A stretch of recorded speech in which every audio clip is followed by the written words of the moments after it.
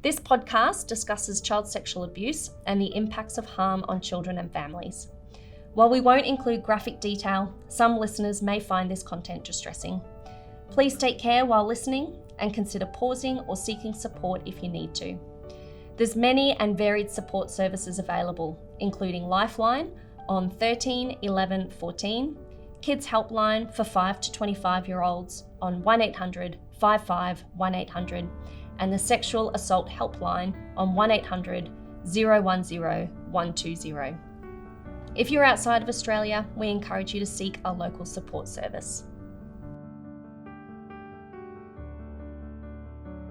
Childhood matters, not just because it shapes who we become as adults, but because childhood is a time when safety, trust, and care have the biggest impact on who a child will become.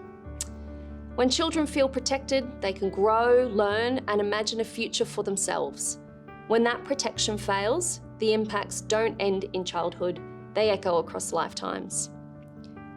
This series exists because in Queensland, as in many places, child sexual abuse has too often occurred within systems that were meant to protect children. Not hidden in the shadows, but in environments that were visible, regulated, and trusted. And yet the warning signs were missed, the risks were underestimated, and children were left unsafe. Welcome to In Plain Sight, based on the final report delivered to the Queensland Attorney General in December 2025, following a major review into how systems respond to child sexual abuse, led by the Queensland Family and Child Commission's Child Death Review Board. The review looked closely at how systems responded, or failed to respond, when children were harmed. It asks not only what happened, but why and what must change. Across 7 episodes, we'll take you through the insights, findings, and recommendations of the review. From the lived experience of children and families, through the blind spots in systems, the decisions made by institutions and people, and ultimately toward what prevention and reform must look like if we are serious about safeguarding the future. I'm Kirsty O'Donnell from the Queensland Family and Child Commission, and I'll be speaking with Luke Twyford, the Principal Commissioner of the Commission and Chair of the Child Death Review Board.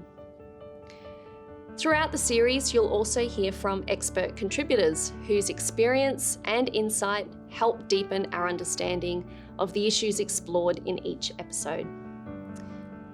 The first episode sets the foundation.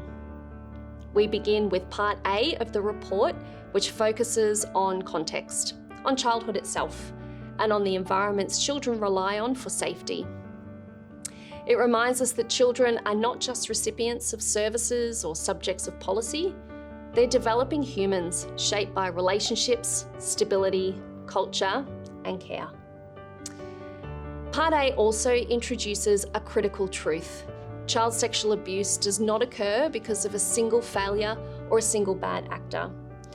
It occurs when multiple systems, education, child protection, health, justice, fail to see risk clearly, fail to listen carefully, and fail to act early enough. Throughout this series, we will talk about systems, but we will never lose sight of the child. This is not a story about blame. It is a story about responsibility, shared responsibility, about what governments, organisations, professionals, and communities owe children simply because they are children. In this episode, I'll be joined by Commissioner Twyford to unpack why this review was needed, what Part A tells us about the importance of childhood, and how this report sets a new benchmark for transparency and reform.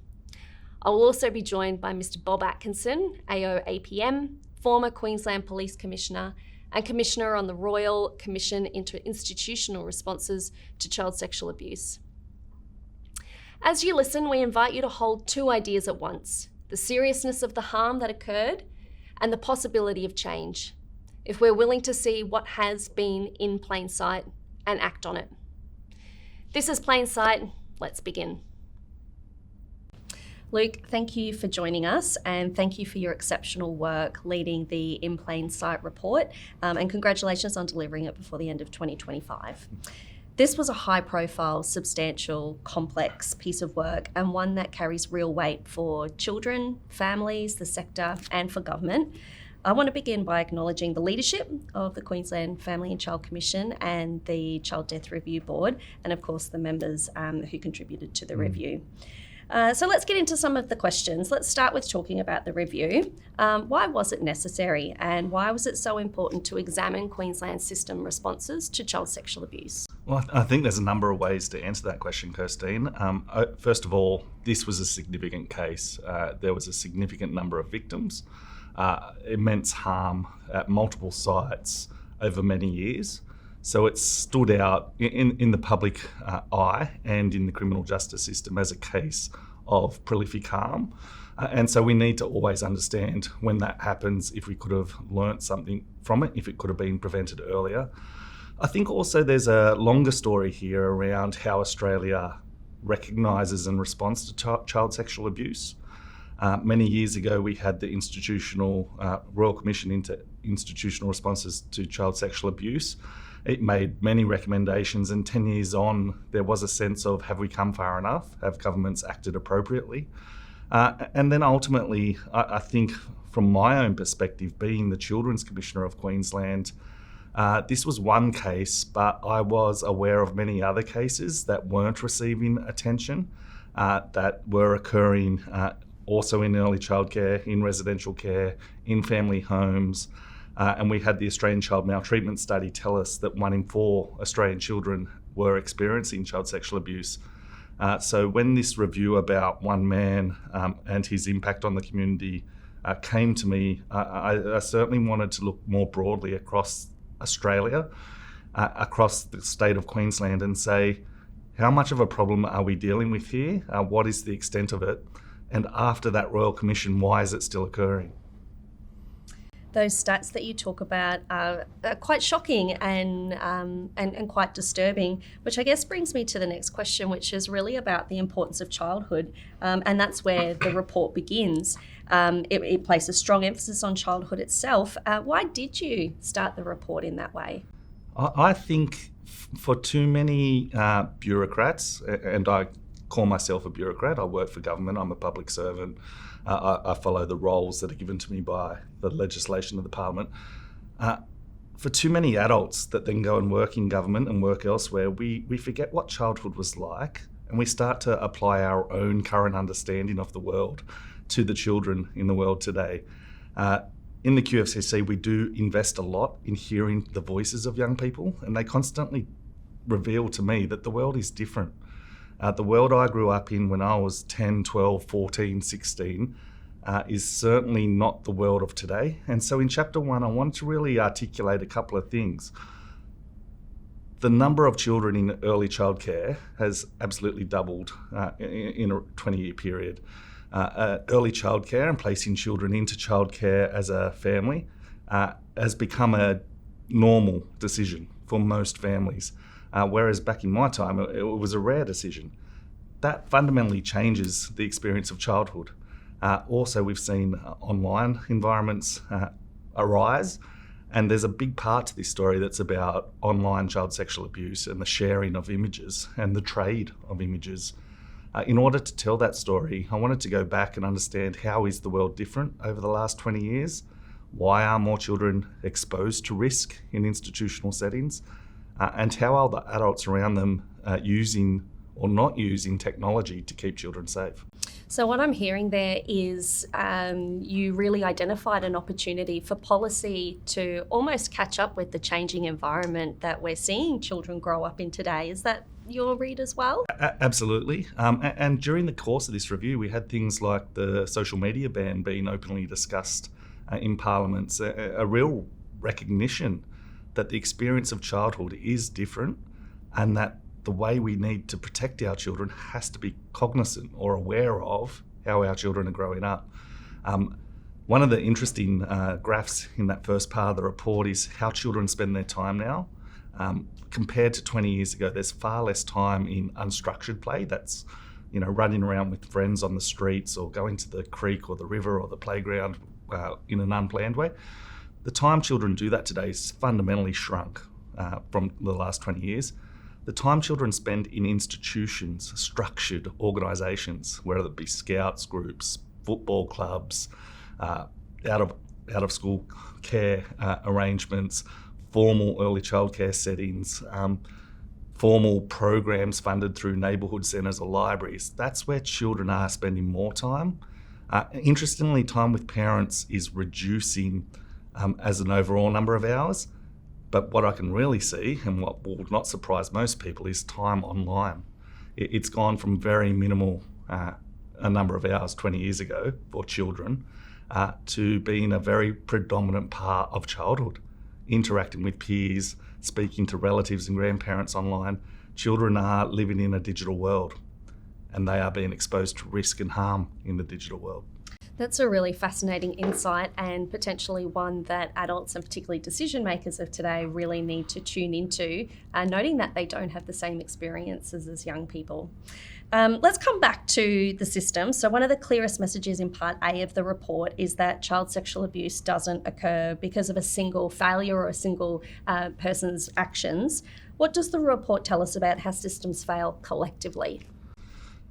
Well, that's a big question. That's why I think the report's so big and really is looking to continue on a national conversation. I don't know if we know all the answers yet, but it is very clear that exactly that, we don't have all the answers. We fragment issues too much. We deal with risk in transactional ways. We might know that something's a bit of a worry, but we don't raise it to anyone that could collect that information. I think in Australia, are still a bit scared to talk about child sexual abuse. It makes us feel icky or shameful.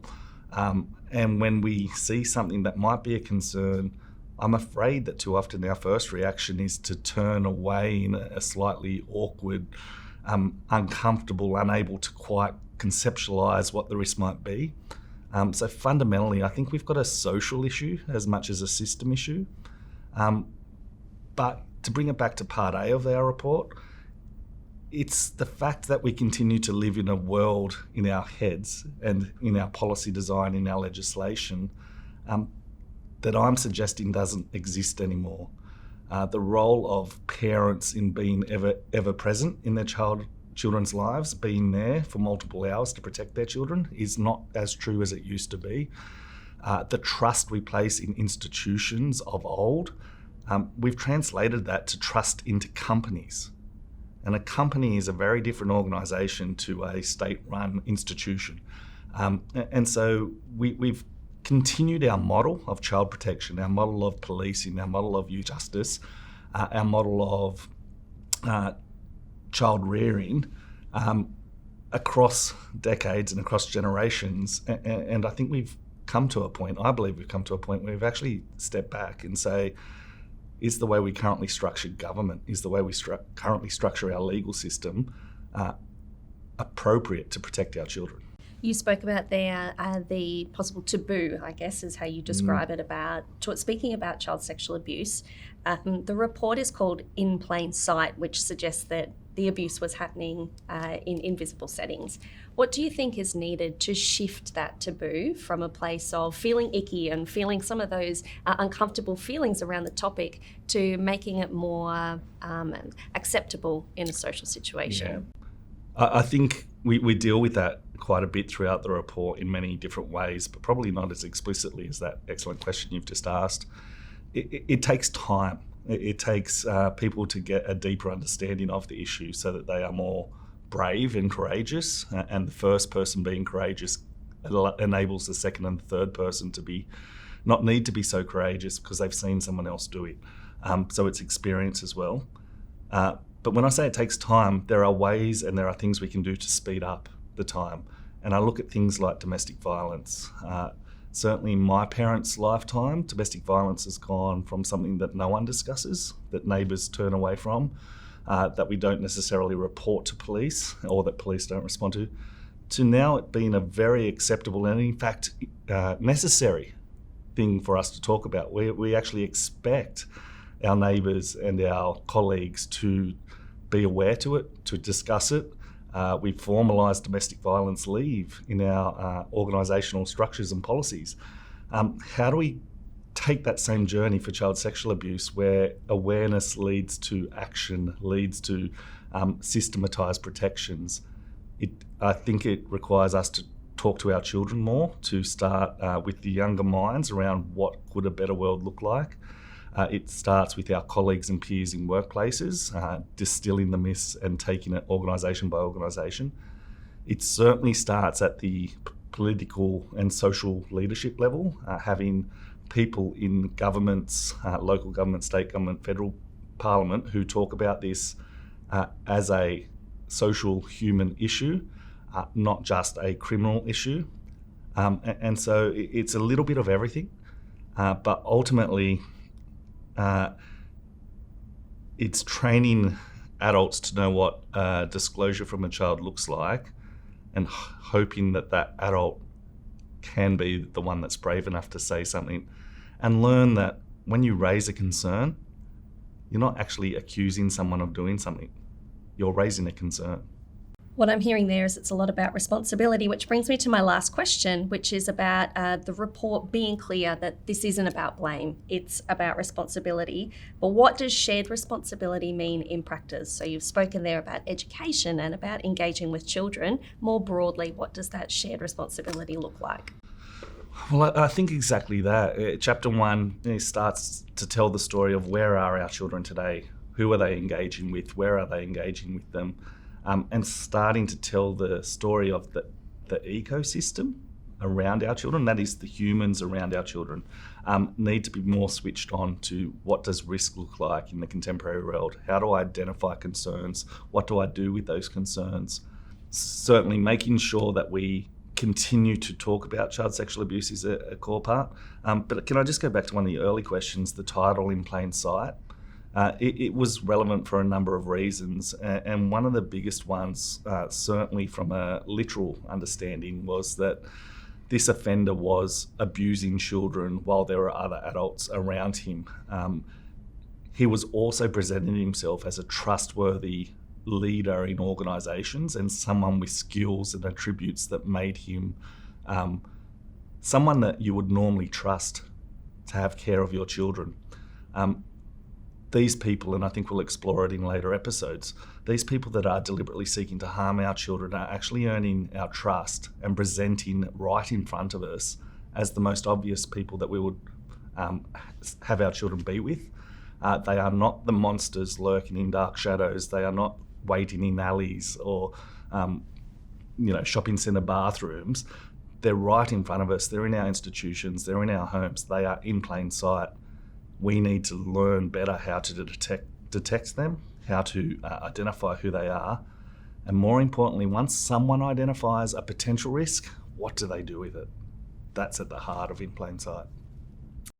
I'm really looking forward to hearing a bit more about those insights and particularly the content from the other chapters. But for now, thank you, Luke, for not only for your leadership of this review, but for the clarity that it brings to an issue that is confronting, it's complex, but it's deeply important to children, families, and to everybody in Queensland. Thank you. Thanks, Kirsty.